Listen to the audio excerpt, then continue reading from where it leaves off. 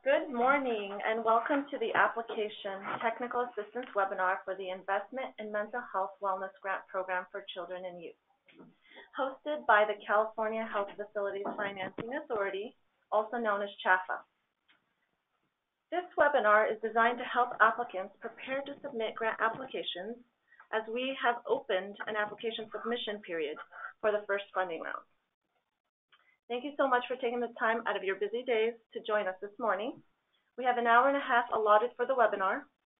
For those who may not be able to stay with us for the allotted time, or for those who missed it, a recording of this webinar will be made available on CHFA's website. Before I move on, I want to make mention that we will refer to this program throughout the webinar as the Children Youth Program or the CY Program. So on the next slide, I wanted to start the webinar with introductions. So I'm Carolina Bubishara. I'm the manager over the grants programs at CHFA. With me today are Sandra Jacobs, the program manager for the Children Youth Program, and Yanyan Wei, the program analyst, and both were instrumental in the development of the program we're going over today.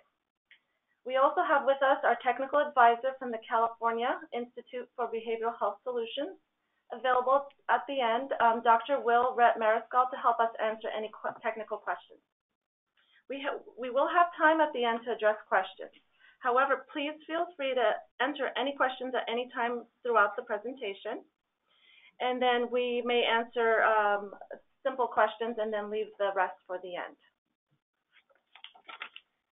Moving on to the next slide. So throughout the webinar, if you have any technical issues, contact GoToWebinar, and the information is available for you on the third slide. We have made available to you in the handout sections the presentation slides that we're going over today. Also, on the third slide, we have available for you live captioning, so you can go to that link and get the live captioning. So on the next slide, we have today's agenda. So I'm going to go over the general information regarding the program, and then I'm going to turn it over to Sandra, and she'll go over the next few items, and then to Yenya.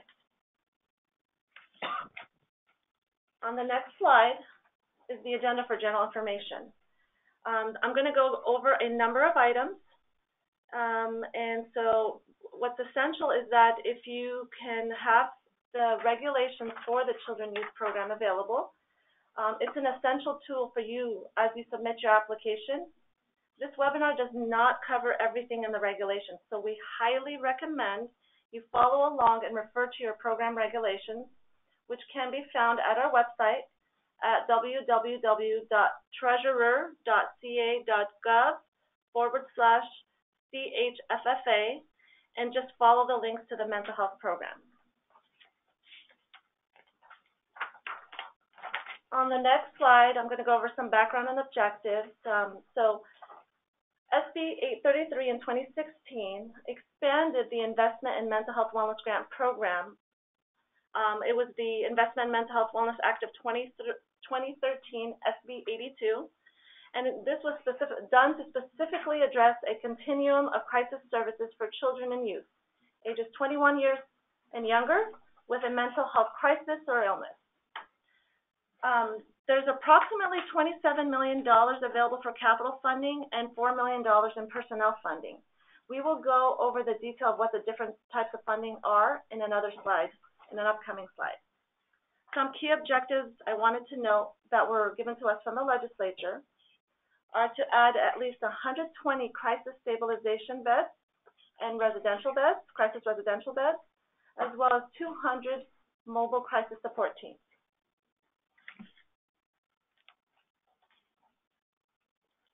Going on to the next slide, slide number 7. So the applicants that are primarily eligible are the counties or counties applying jointly. However, if a nonprofit can receive grant funds as long as a county applies and designates the nonprofit to receive grant funds. So for all of those interested nonprofit service providers, make sure you contact your counties as soon as possible regarding applying for a grant. Going on to the next slide. So there are 4 program types eligible to receive funding under the Children and Youth Grant Program. There's Crisis Residential Treatment, also known as the Children's Crisis Residential Program, or CCRP, Crisis Stabilization, Mobile Crisis Support Team, Family Respite Care. Moving on to slide number 9. The Children's Crisis Residential Program, also known as the Crisis Residential Treatment, eligible under this program. Some of you may or may not know that recently AB 501 authorized the California Department of Social Services to license a short-term residential therapeutic program to operate as a Children's Crisis Residential Program.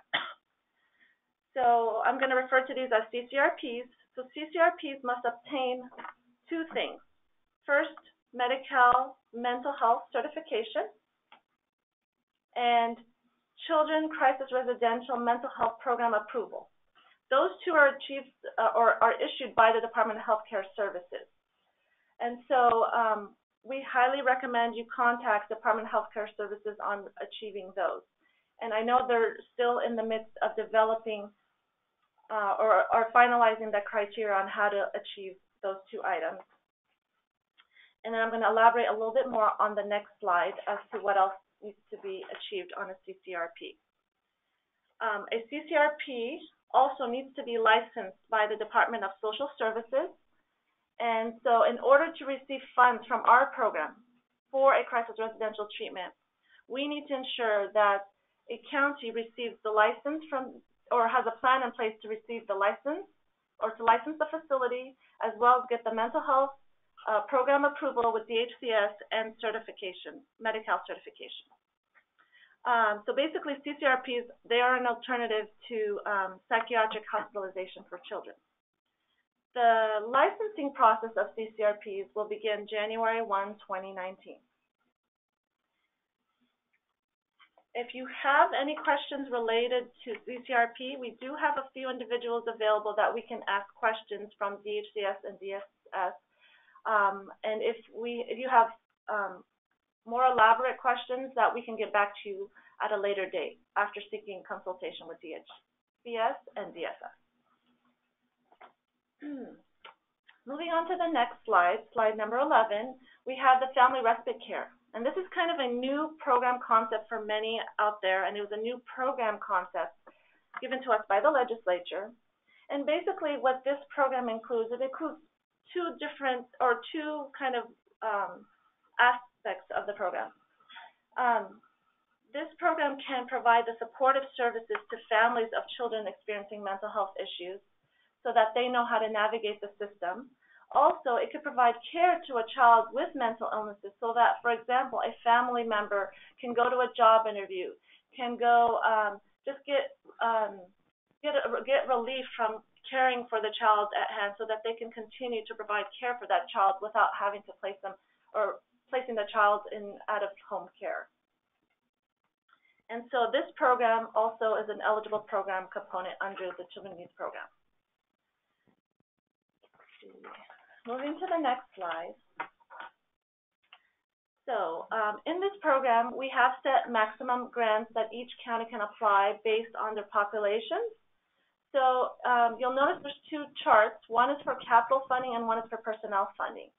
For the capital funding, I mentioned at the beginning, we have about $27 million available, and personnel funding, we have $4 million available. Each county can apply up to its maximum based on its population, as shown on the chart. And if counties collaborate together, for example, if a county wants to develop a crisis residential treatment program and make its beds available to other surrounding counties, they can apply together, and each county can use its maximum grant and lump them together and apply for the total amount. Though, if the counties apply jointly, would have to designate a lead county that will be responsible for the project. On the personnel funding maximums, we have regional maximums. And so each county can apply for its annual personnel costs, not to exceed the region that it's in. And one couple notes at the bottom is that these maximums, both the county population and the regional maximum, will apply or applicable are applicable to the first funding round. If funds remain, the second or subsequent funding round will be open without any of these maximums. Moving on to the next slide, eligible costs. And so these eligible costs are for the capital funding that I mentioned, which was approximately $27 million. What we mean by capital is that these costs are capitalized costs per generally accepted accounting principles, or GAAP. So basically, these are the costs that are eligible. I wanted to just highlight a few limitations. So you can see under construction or renovation, it specifically says the items that are eligible, and that hardscaping and landscaping is limited to no more than 5%. Also under information technology, hardware and software is limited to no more than 1%, although you can justify needing more. And then I wanted to really highlight the 3 months of program startup or expansion costs. If many counties had applied in the SB 82 2013 program, it was a little different. We have limited this just to training, personnel salaries, and benefits. So please pay attention to that when asking for funds in that category. Moving on to the next slide, personnel funding, and that specifically is for employee salaries and benefits to staff only the mobile crisis support team. So if you're applying for personnel funding, that means you have a mobile crisis support team application. Next page, how to submit an application. So 2 ways. You can mail or submit in person at our offices with the address there. We do need the 1 original and 2 copies if you do choose to go that route. Or you can email us at chaffa, chffa@treasure.ca.gov. Please make sure, though, if you do email, don't wait till the last minute to send your emails, as there could be technical difficulties. Or if you're sending a large file, let us know in advance, and we can ensure that we've received the application. So items to note. This is the last slide before I turn it over to Sandra Jacobs. Most importantly is the due date of the first funding round. Applications are due no later than 5 p.m. on February 28, 2019. Again, please make sure to send it earlier so we don't have to deal with the applications coming in late or any technical difficulties. One thing I do want to highlight on this slide is that we recommend that if you're applying for family respite care, that you do so in a separate application because it has separate evaluation criteria. And we do have a limited number of pages you can submit. Another very important item to note is the last item. There are 3 different project completion and operational dates, which are June 30, 2021, December 31, 2021, and June 30, 2022. What this means is that depending on so basically the legislature granted CHAFA 3 different funding sources for the different programs in this program types in this program. So depending on what funding we grant a application, will decide when what's the maximum amount a county has to complete its project and become operational. So we will look at your timelines that you submit in the applications and set the deadlines based on those. So make sure you have well thought out timelines. And so now I'm going to turn it over to Sandra, and she will go over on how to fill out an application.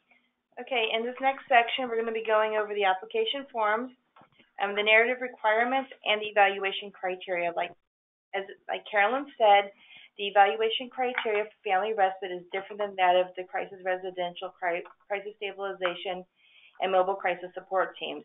So we're actually going to be covering those separately in 2 different sections of this presentation. So On slide 18, it outlines the forms that we will be going over. So let's go ahead and just move on into those. So on slide 19 is form number 1. This form is a snapshot introduction of the applicant and the project. At the very top, you're going to indicate the amount you're requesting. Under that, you're going to indicate the lead grantee, who giving us information regarding the county agency submitting the grant and the primary contact person. You will also give us a title for your project. So this could be, for an example, Sacramento Mobile Crisis, or it could be the name of the facility that you're going to be opening. Along with, within 20 words or less, give us a brief summary of the project. So you can include how many, it could be like a 16-bed crisis residential treatment facility, something similar to that.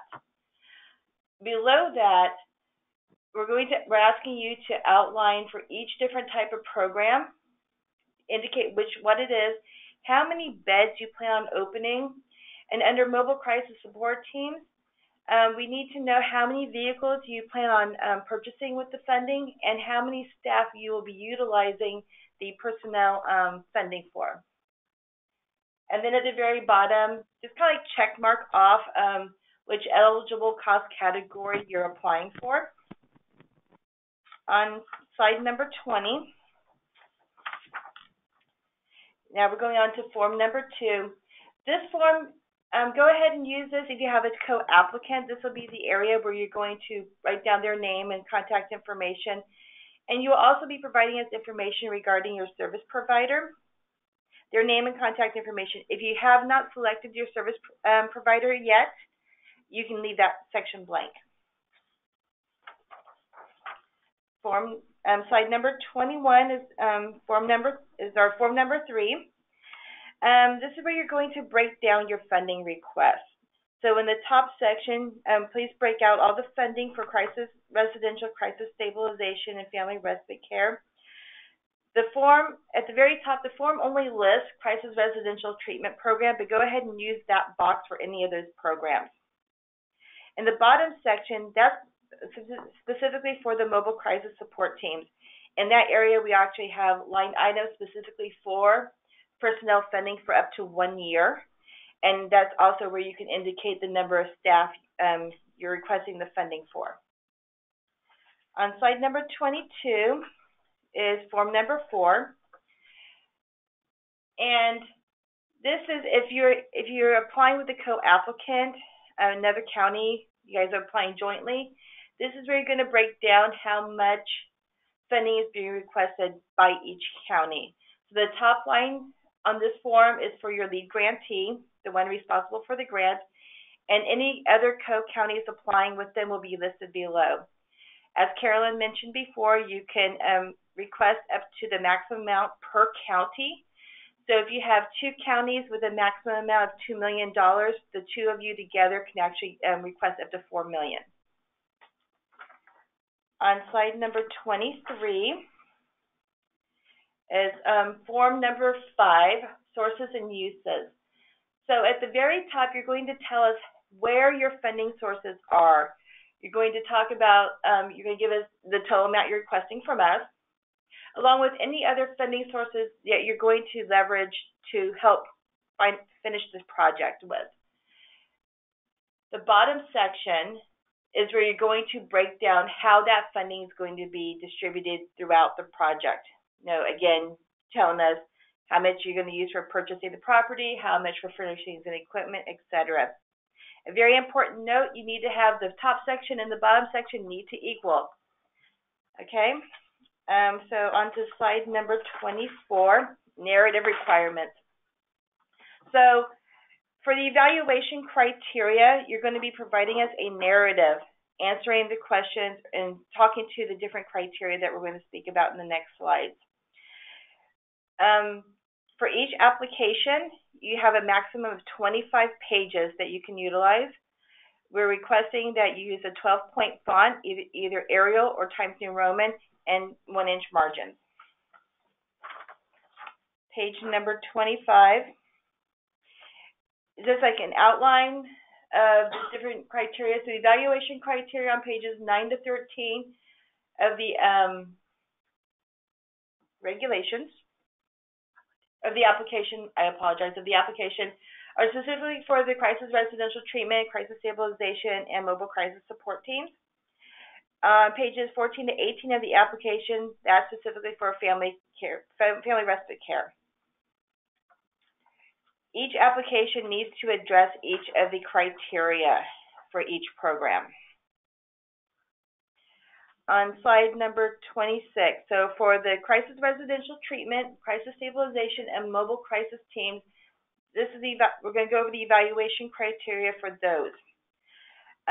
You have 4 different criteria that you need to speak to. The first one is expanding access and capacity. The second is going to talk about a continuum of care and a collaboration and integration with other departments and agencies. If you're applying jointly, you may also want to talk about the integration between the counties that are applying together. On the third criteria, you're going to talk about your key outcomes and how you're going to measure them. And the fourth, which holds the most weight when it comes to scoring, is the ready, feasible, and sustainable section. So we turn to slide number 27. We can go into criteria 1. So evaluation criteria 1, you can get a maximum of 25 points. And as you go through the different bullets on the slide, A through E,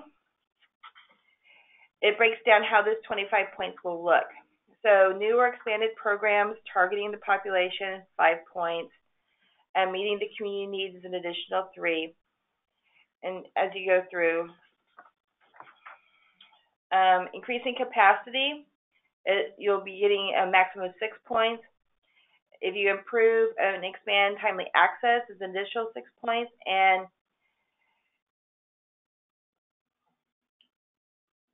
if your project delivers crisis services that are different than institutional settings, that's an additional 5 points.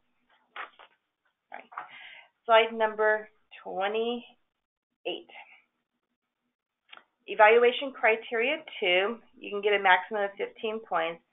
5 points, you're going to be for the first 5 points, you're going to be talking about the shortcomings and improvements that the county has. And for the additional 10 points, you're going to talk about your working relationships within the community, how you're going to expedite access to the children and youth that you're servicing, and improving their wellness. On slide number 29, evaluation criteria 3. This, again, is additional 10 points for key outcomes. You're going to talk to us about how you're going to collect your stats, the methodology you're going to use. We really want to know about how you're going to reduce hospital emergency room and psychiatric inpatient utilization. Talk to us about how you're going to reduce law enforcement involvement for the children and youth you're going to be servicing, and how you're going to improve participation rates overall. And altogether, that you can get up to 10 points for that. Oh, next slide continues on criteria 3. My apologies.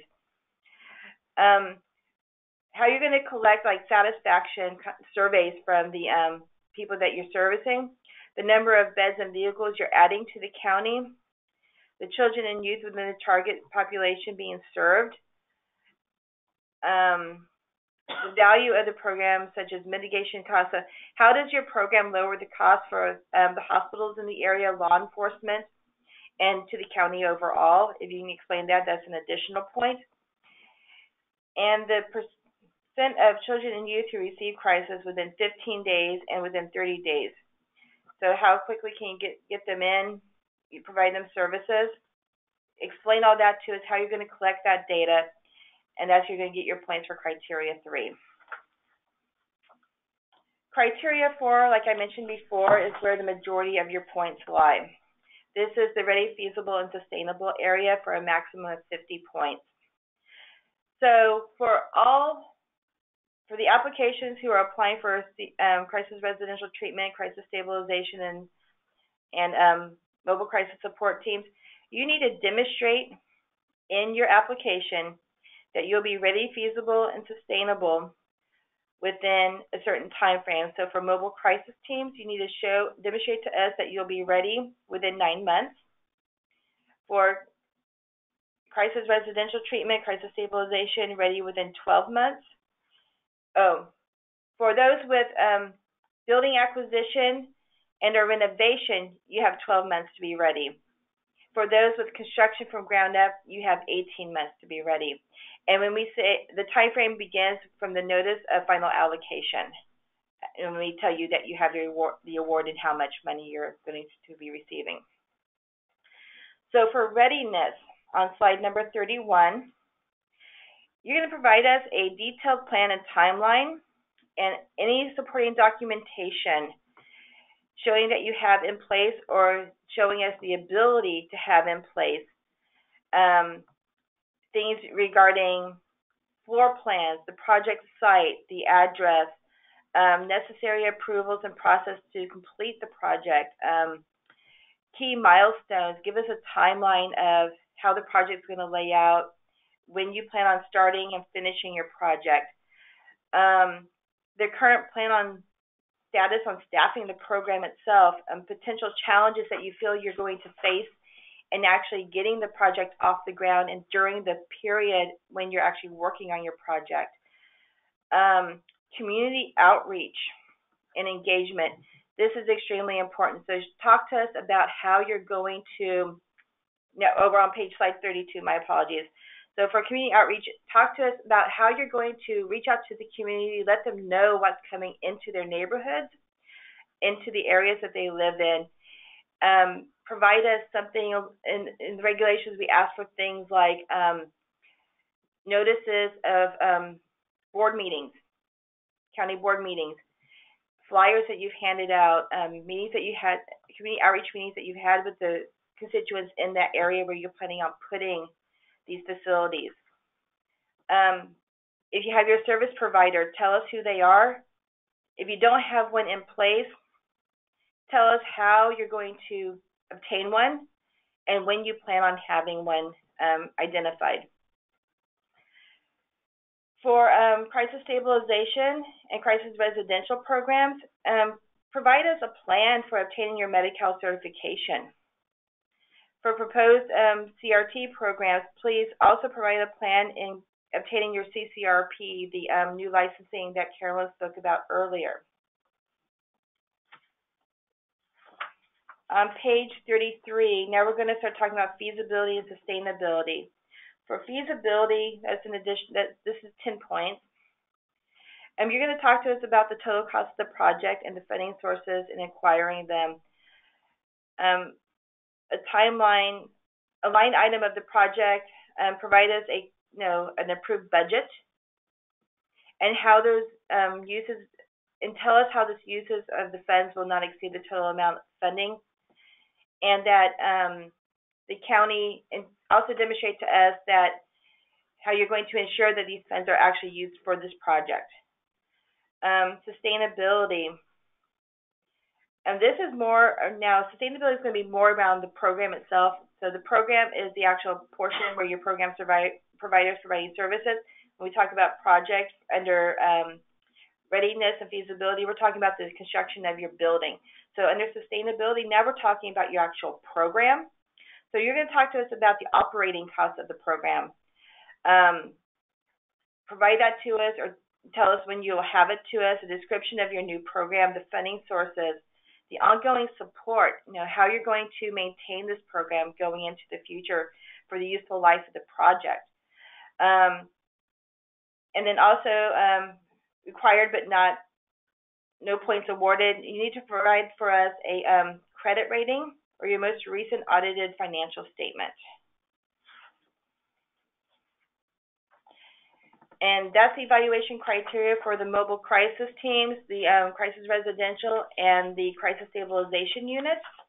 And so now I'm going to turn it over to Union, who's going to go over the family respite care evaluation criteria.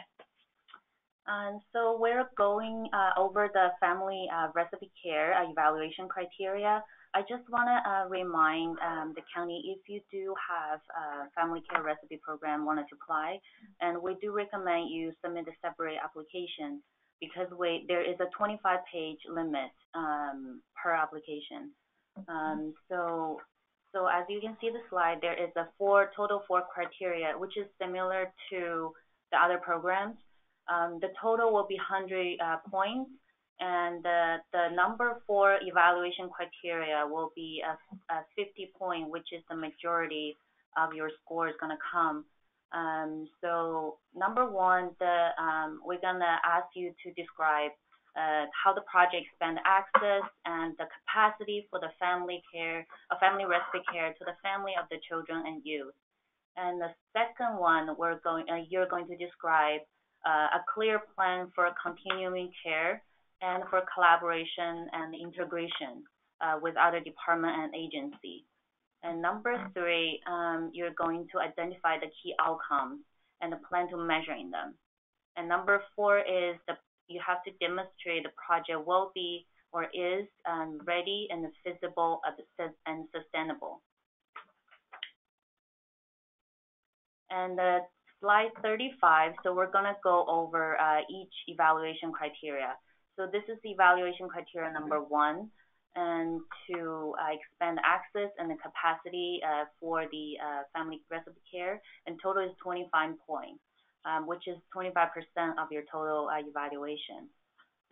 So there is total 5 of sub-subjects you have to describe. So first one, number 1A, is you have to describe your new and expanded program, and also identify the target population. So for family care, for family recipe care, if you do serve for the family, and please identify them as well. Number 2, AB, is describe how your project meets the community needs. And 1C is how the project is increased capacity for family recipe care. And 1D is talk about how the project is going to improve timely access to the project. And number 1E is talk about you have to provide a community-based service. The project has to provide a community-based services, and you have to describe the buildings which the program will be offered, and the setting which identify the service will be provided to the families. Because I just want to emphasize, we do only fund for the capital. So that's why we wanted to know how the service building is going to look like. And so we're going to the next slide. So evaluation criteria 2 is focused on the continuing care, and we wanted to know how you're going to collaborate with other department or agency to make sure the project will be sustainable. So number 2.8, under the continuing care, you have to identify the shortcoming and the improvement of the services in the community. And also, we wanted to know, is there any other support for mental health crisis service available to the children and youth in the community? And also, for the Mental Health Oversight and Accountability Commission, is a particular grant. If you have it, please identify. But if you don't have that grant, it's okay. You're not going to get point deducted. And for number 2B, we do wanted to know the working relationship and with the related support that enhance the expansion of the community collaboration.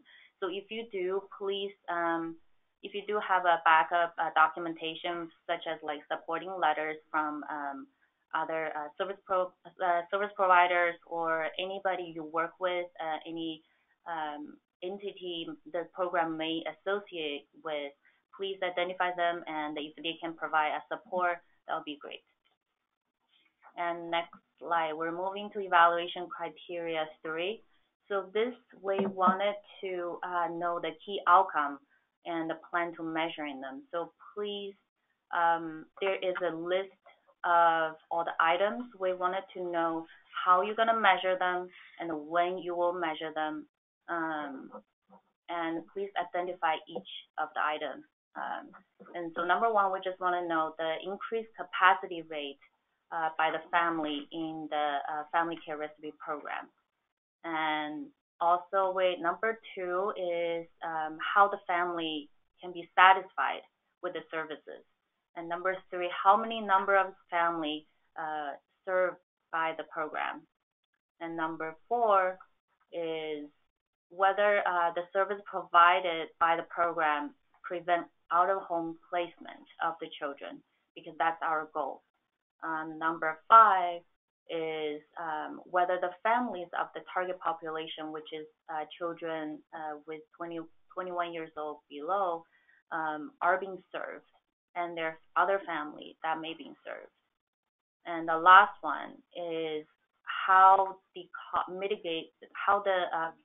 we want to know the value of the program, which is how much cost saving of this program if you have compared to the children has to be placed to emergency. Next slide.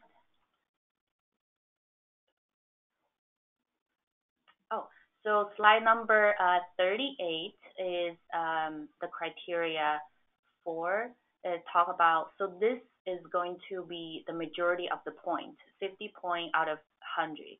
So project, you have to demonstrate the project and is or will be ready, feasible, sustainable. So here we do, unlike the other programs, so for family recipe care program, for the project include acquisition of the building and or renovation. You have to demonstrate the project has to be ready, feasible, and sustainable within 12 months of the approval of final allocation. And if your project include construction, then you have to demonstrate you have to be ready, feasible, sustainable within 18 months of the approval. So we go over the first of readiness section, and we ask for you to provide a detailed plan and a timeline, including the support documentation, if available, with all the steps needed to complete the project, and demonstrate ability to be ready and feasible and sustainable. So this readiness we focus on the timeline and the plan and all the steps until the construction project is complete. So, for example, we're going to ask the address for rendering the plan and the project site, and if you can identify it. And also, is all the necessary approval and process to complete the project, because we know the county, sometimes there's a lot of approval process. So if you can identify ahead of time, or if you know, please provide and identify that in the application. And all the key milestones, for example, if you're going to plan to do RFP or construction, please identify when you're going to do RFP and when you're going to award and when you're going to start construction and when your thinking is going to complete. And also a plan and the current status of staffing program, and talk about the staffing and identify any potential challenges you see and how you plan to overcome them. Okay, we're moving to the next slide. Slide 39, or continue the readiness.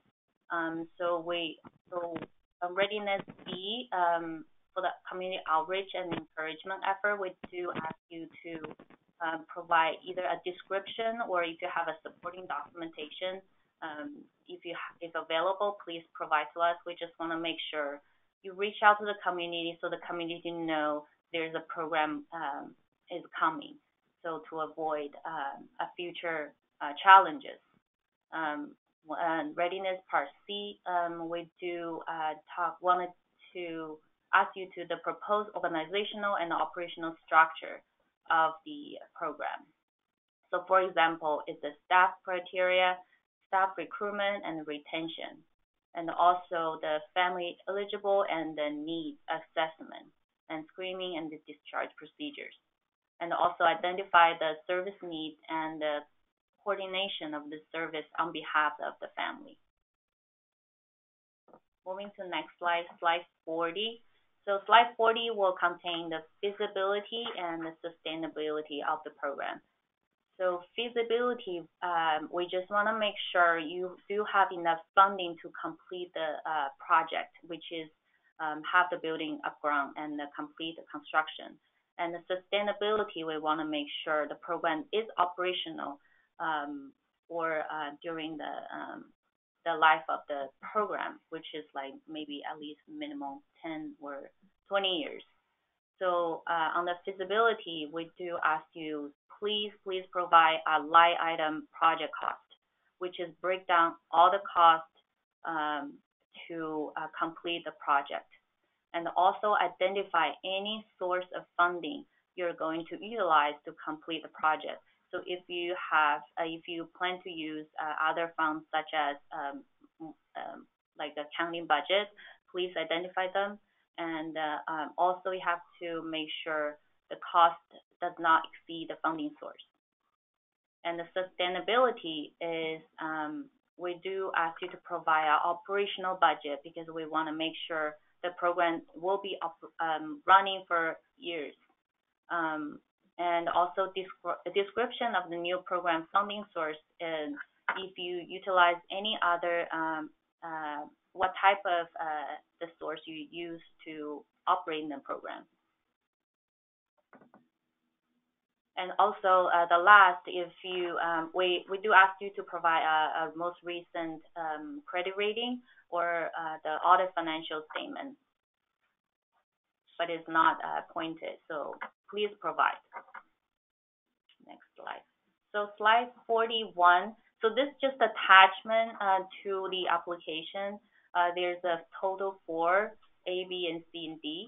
And the B and C depends on, so if you have a service provider identified, please provide attachment C. And next slide. So this is attachment A, is just the application certification. So please transfer this certification language onto the official letterhead to the county. And if you have a co-applicant, multiple county apply jointly, please submit this for each county.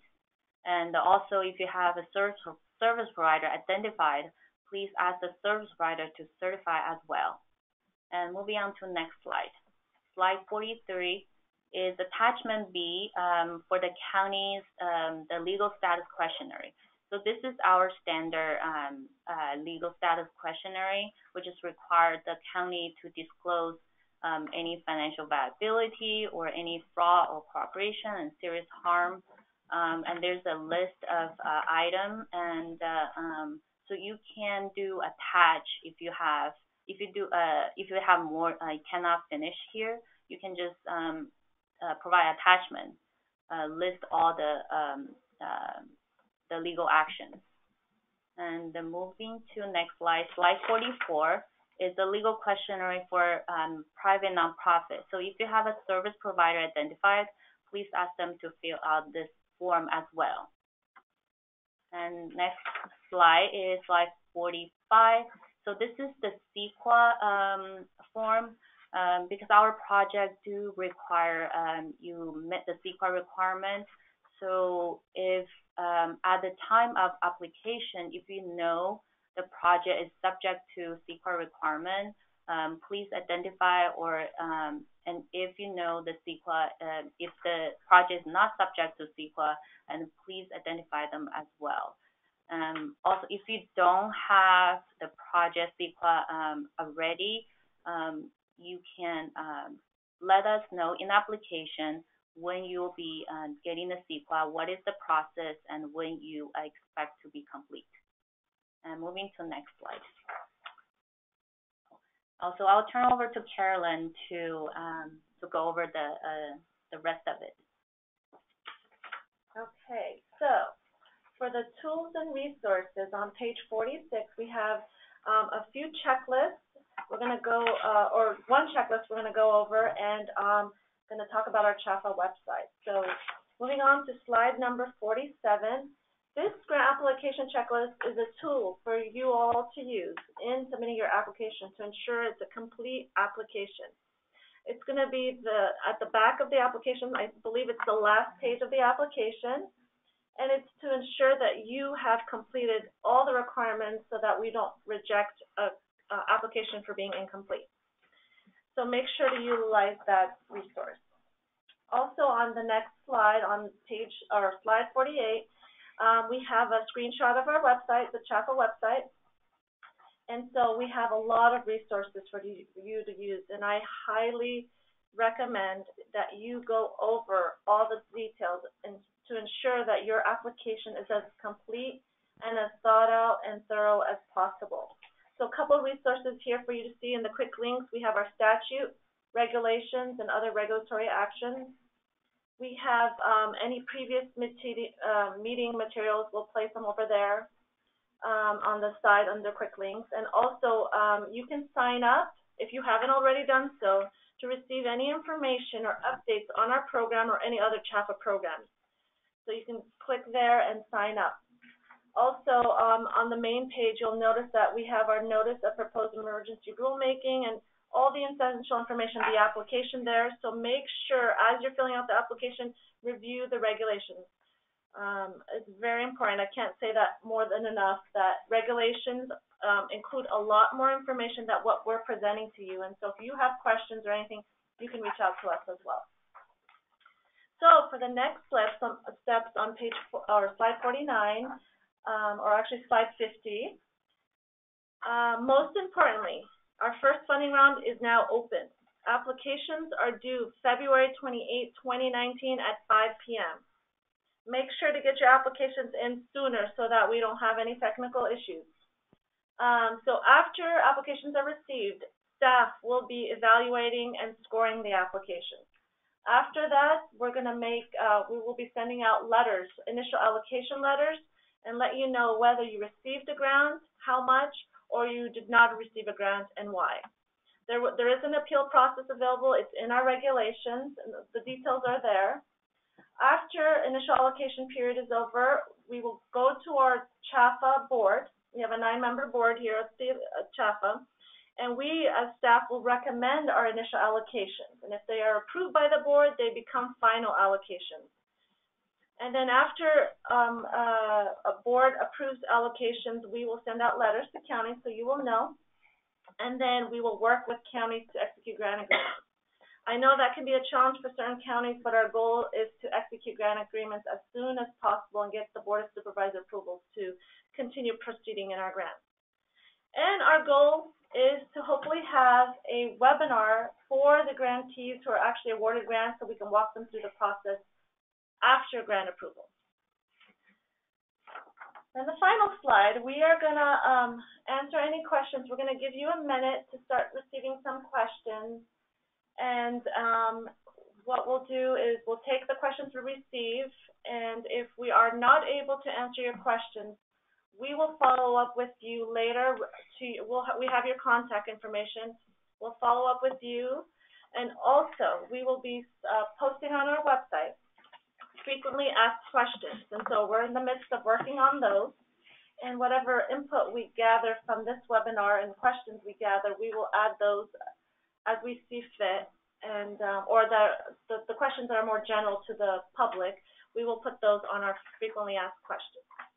So we'll give you a minute, and then we'll go over the questions, and then we'll wrap this up.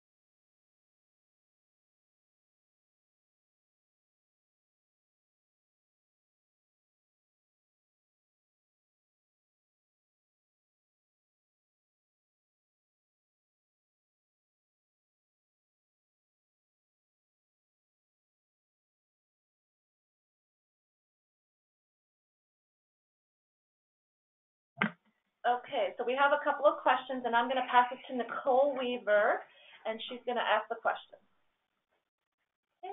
This one is regarding submission of the application.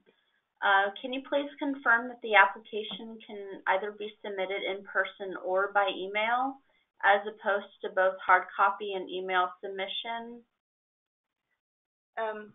Please refer back to slide number 15, how to submit. You can do either or.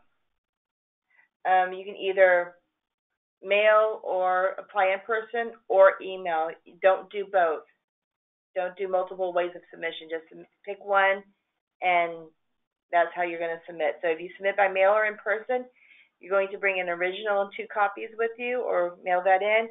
If you apply via email, you're going to send it everything as a PDF attachment.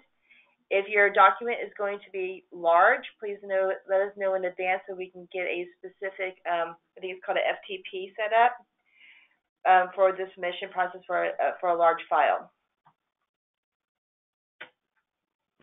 Okay. And did you say the respite care funding is only for capital?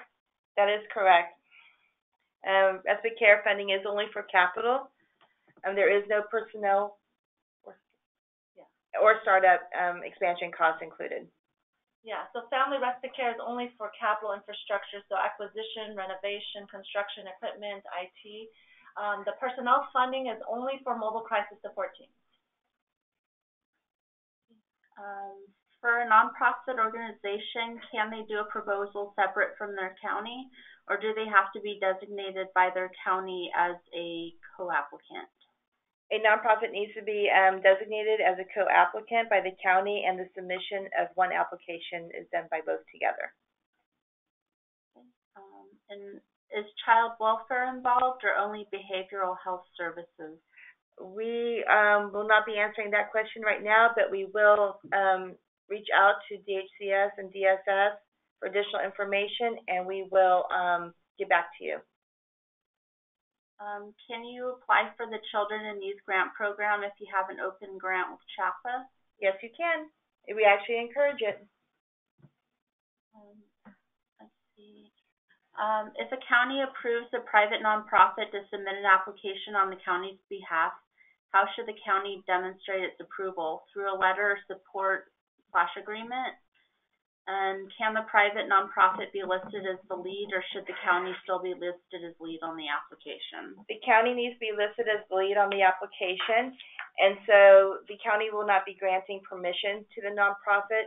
The county will be completing the application, indicating in the application that the nonprofit is designated, and then you will submit that way. And one thing to highlight too is that both the county and the service provider need to submit the certification, that both are certifying to the application. The whole intent is to ensure that the county is involved in the grant, and the county will have the full responsibility of ensuring that the grant meets all of CHAPA's requirements. So the two will have to work hand in hand in getting the project completed and getting the grant from CHAPA. Any more questions? So we have no more questions at this point. Wait, we have one more. Okay, one just came in. Are there specific contacts within each county to reach out to in order to be considered a co-applicant? If you are a nonprofit, we can't answer that question because we're not sure which counties are applying. We're not sure which agency within each county department is going to be applying. So if you're a nonprofit and you're wanting to be part of this program, I would highly encourage just reaching out to those that you know within the county and seeing if they are interested in this program and if they're going to actively pursue this grant. Yeah, we could highly recommend you start with the behavioral health department of your county. Yes. And talk to them, and they can help you navigate who, if at all, anyone from the county will be applying.